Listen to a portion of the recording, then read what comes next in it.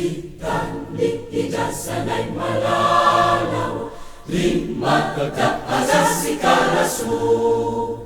Ni Fifya madaya ng sigara, pawalang luwalang tulala. Tayo ang isang laman, tito sinasanay doon. Iyan na si Wofida.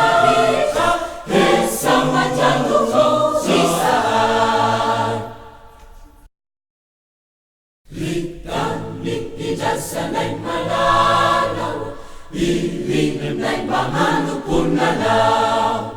Nitena si Papanaya sana, sa sarumiti si Mexicana.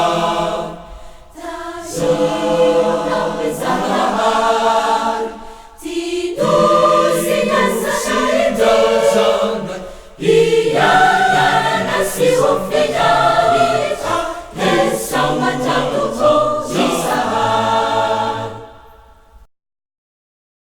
Litang-lit ijasanay malalaw, ilingin na'y pagkikain na law.